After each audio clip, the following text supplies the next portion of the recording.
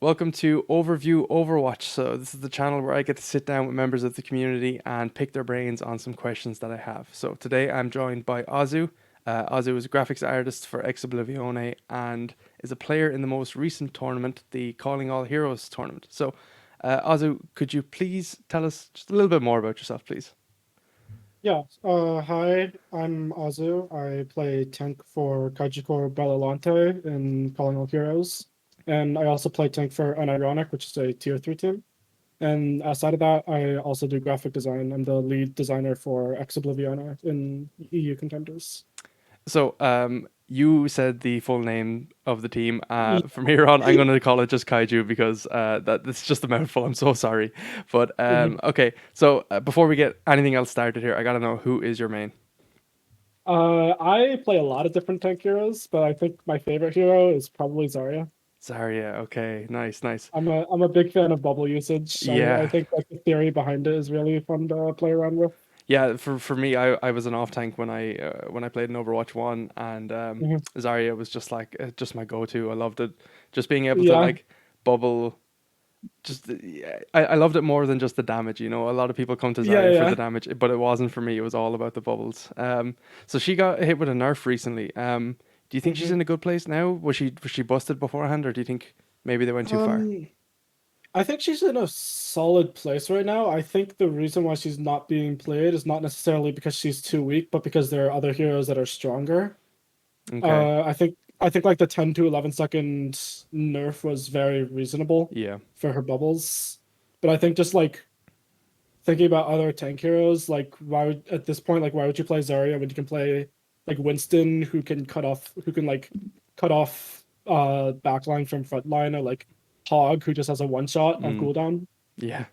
Yeah. So like I don't think it's her being bad. I think it's just other tanks being a bit good right now. Yeah, and hopefully with I know Blizzard are talking about the Roadhog nerf coming in. Please, yes, I need that nerf so badly. I I hate Roadhog. we're in the same boat there. I was saying I'd be willing to skip Christmas just to get the nerf sooner. Yes. Yeah, no, definitely well needed. Okay, so as you're saying, you were playing in the Calling All Heroes tourney for Kaiju. Unfortunately, you guys couldn't get the business done versus Shock Timeless, but uh, Yeah. you guys did, I think, reasonably well. I got to see some of the clips there, and it was great watching you play and watching the team play, Mhm. especially considering it was on the Overwatch League channel. Um, Yeah. so, how important is it to you that this tournament was broadcast firstly, and then broadcast on the Overwatch League channel then secondly? I think it's incredibly important. Just like this tournament existing in general. Like when I first heard about it, I like immediately thought of like Valorant Game Changers and how like impactful that has been in that scene, giving people who typically wouldn't have a good shot in the regular esports scene like a safe place to compete and enjoy the game competitively. It's such an important thing to have in an esports scene. It helps cultivate like tier 3 and tier 2. It helps give people who like look at Overwatch League and say like I want to be there one day, but like maybe because of my gender or something I don't have a shot just because of like misogyny or like sexism, that sort of thing. Like it just gives them a chance to play competitively and enjoy their time. So I think it's like incredible. It's just incredibly important, and like the fact that it's also broadcast on like on the Overwatch League channel itself as well. That's important because it just gets it more. It gets more eyes on it. So I think just overall, it's so good to have. Yeah, I think there's two things you touched on there. Like the first one being it's a safe place for people of Hmm. a marginalized gender, you know, to compete, um, Yeah. which there is more of nowadays than maybe what we would have seen in the past, but I still don't think there's near enough. Hmm. And secondly, you know, someone who can, like you said, it's on the Overwatch League. It's broadcast to a lot more eyes than it would be on say other channels. And then you're just kind of increasing the chance of um, somebody like these players seeing this and thinking, well, you know, they can get up there and so can I. It's that kind of, um, Yeah. you know, someone to look up to in a sense, which I think is just massively important. So how was the Mhm. experience of calling all heroes for you? 100% positive. Like I can't think of a single negative other than my team not going very far in the bracket, but like that was even then I had such a fun time playing and just like such a fun time in the tournament. The admins did a wonderful job with it. And I'm just looking so much forward to like the next Calling All Heroes tournament, if there is one. I'm hoping there is because I think it's really needed. Mm, Like absolutely. I can only speak positives about it. Yeah, I'm glad to hear that because a lot of the people I've talked to have been working in kind of tier two, and Hmm. specifically in European contenders. And in terms of working with the admins from Blizzard, the experiences haven't always been positive. So, how was that kind of line of communication between Blizzard and the players? The line of communication I think in this tournament was really smooth, honestly. Like if we had a question, like I could DM like the head admin in the tournament and they would get back to me like within the hour. If we like they were constantly like telling us like, okay, so here's the schedule, here's what we're looking at here, making sure that we're like checking in for the day.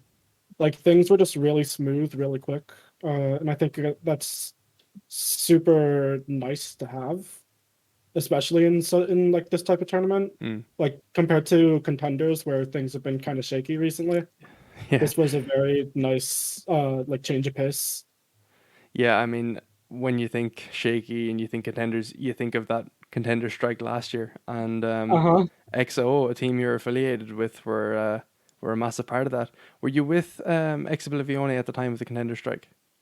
Yeah, that was during A-sides, I think. It was, So yeah, yeah. yeah, I was with them during that. So would I be right in saying that it would have been you that posted the Twitter um the me- I don't have access to the Twitter account, but I did make the graphic with like all the text and stuff. So that was me, yeah. okay, and from your experience of say the contender strike, I know you're not necessarily directly involved as a player or anything, but could you talk a little bit about say what that was like for you?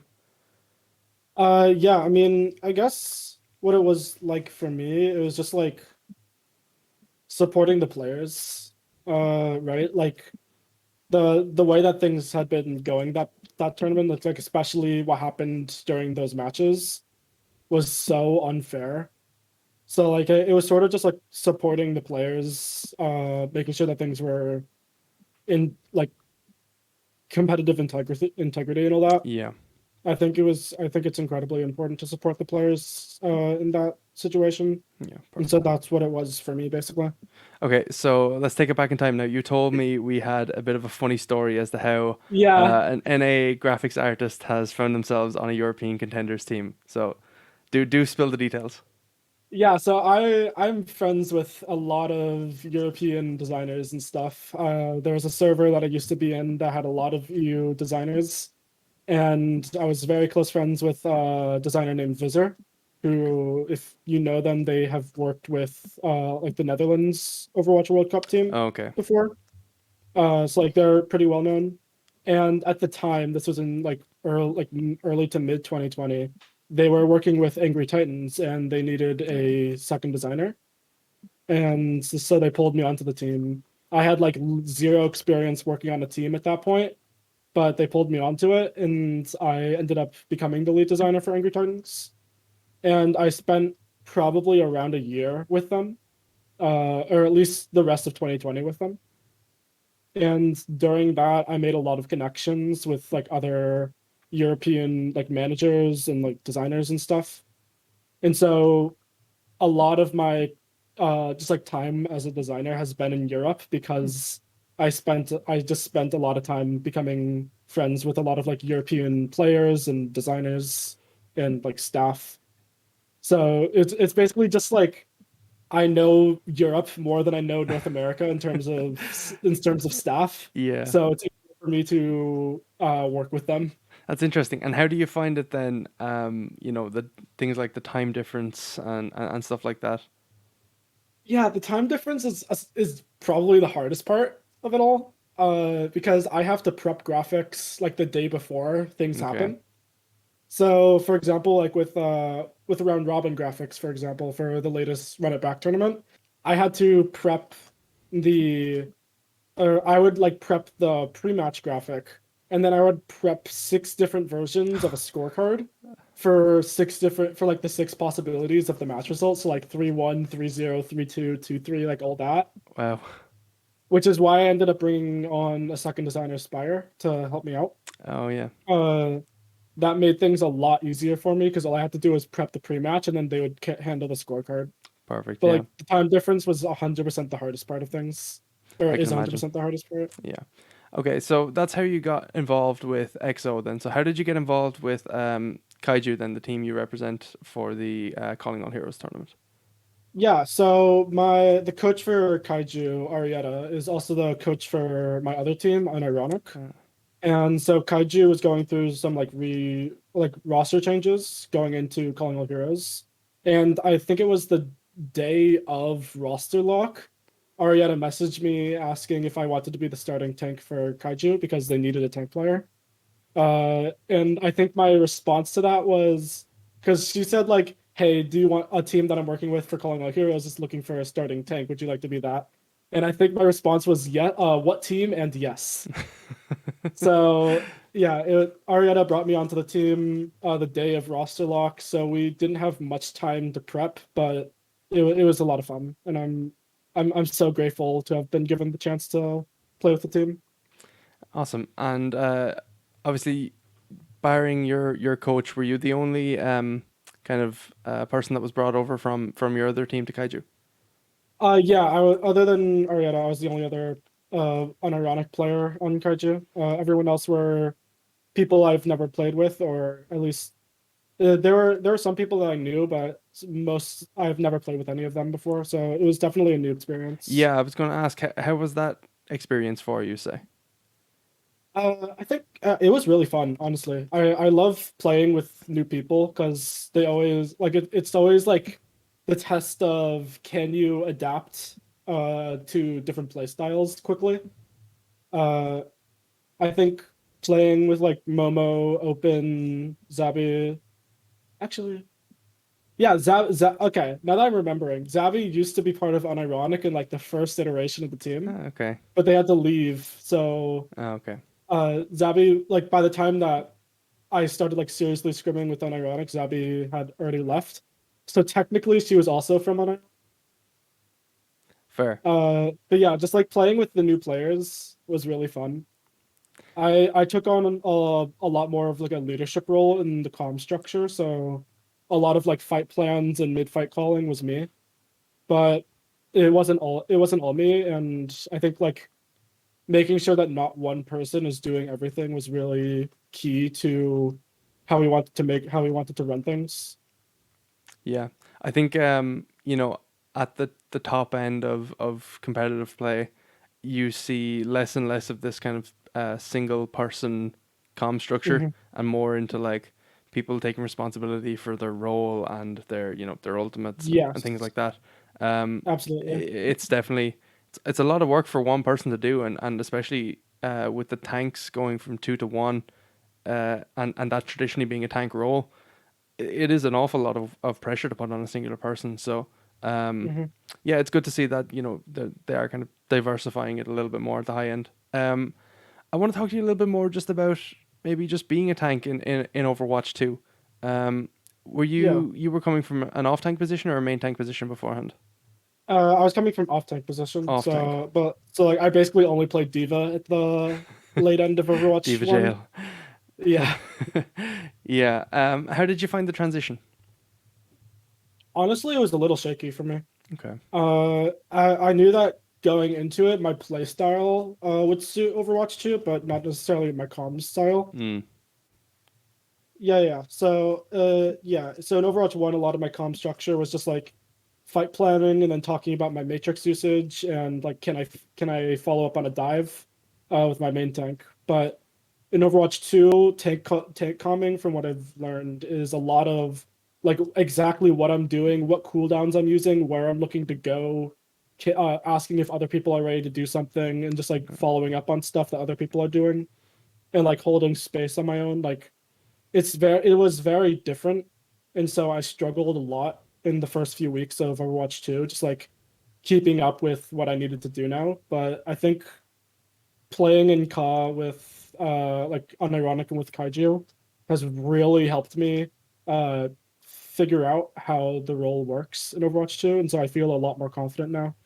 And what about the issue then of expanding your hero pool at the top end? Including these main tanks, and then also Yeah, including Doomfist, if that's something you've worked on. yeah. So Doomfist, like going into the first beta, I played a lot of Doomfist just to figure out his role in the game. But for like other tank heroes, going like towards the later half of Overwatch 2, I started picking up Monkey just because Mm, like he was a fun hero to play, and I knew that he was going to be decently good in Overwatch 2. And then for other heroes, I pick up on new heroes pretty quickly, okay. like mechanics wise. So like Orisa, for example, Mm, I picked up on her pretty quickly once she got like her changes and stuff. Like Junker Queen, Ramatra, I've been picking up on heroes pretty quickly, but there are definitely some that I haven't worked into my pool yet, namely Reinhardt. Just yeah. because I don't like it, I don't like playing Reinhardt, Yeah. so I haven't really, and he also hasn't really been meta yet, so I haven't had to play him, Yeah. so I haven't really thought about it. I think you're kind of safe for the time being. I think Ryan probably needs to be touched directly for Yeah, him I to, mean, you know. it's hard to get practice on like off meta tank heroes Yeah. because if you're playing an off meta tank hero, you're kind of throwing Mm. in some regard. So like I can't really practice on some of like the not good tank heroes just because like I don't want to throw.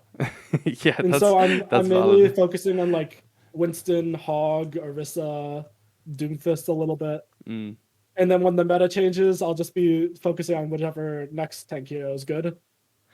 Yeah. So we were talking at the start there just about Roadhog and nerfs coming to Roadhog. Have you any thoughts about what should be done to Roadhog? Um his one shot needs to go away, which they've talked about a lot. Mm. So I'm happy that that's happening. But I in for a while I've had this thought of like, what if they took away the damage reduction that he gets whenever he like heals? Because like when he presses E and does healing, he gets the 350 HP, but he also gets 50% damage Yeah. reduction. And so I think like if you either reduce that to like 25% or like even take it away, it hurts his survivability a lot. And because of Kiriko existing, Mm. and just like enabling Hog so much, I think you need to take away some of his survivability. Yeah. Just because like Kiriko enables him so much right now. Yeah, I think that's an interesting thought. I think I was listening to Plat Chat recently, and it was Avril. Someone brought up that same point about removing the damage reduction, and Yeah, Avril made the fair point then that you take away that damage reduction, and he's not really a tank anymore. Um, yeah. and that's kind of it's an interesting niche to be in. Maybe you I mean, could, he's never y- really been a tank in the yeah, first place, though. Like his tanks in my eyes are heroes that can take up a lot of attention, which mm, Hog does, but they're also heroes that create space, yeah, which Hog, in my opinion, doesn't really do. The only way he does that is the threat of a hook. yeah, But like compare that to other tanks where like with Orisa, she's incredibly good at holding down an area because you just can't really dislodge her until you get rid of her backline. With Reinhardt, he has a shield. With Winston, he can jump in and cut off backline support. yeah. I This I can always stun you. I always So thought like of. Hog, Go on, sorry. yeah, I was just gonna say like Hog doesn't really like hold space. He just threats you with a one shot, and I don't think that's a good way to make a tank. Mm. I always thought of the tank pool being kind of like, um, one of those like triangular alignment charts. Yeah. Yeah, where you had like in the bottom right you had Reinhardt under like protection, and then up at the Hmm. the very top you had disruption with like Doomfist and Wrecking Ball kind of, and then in the bottom left you had Roadhog with like threat, and you could kind of put all the rest of them somewhere on that. But I do Yeah. think there's merit to maybe tanks shouldn't just rely on a threat to be a tank. So Hmm. I think one thing you said there about the one shot coming off. I think that's kind of pivotal, you know.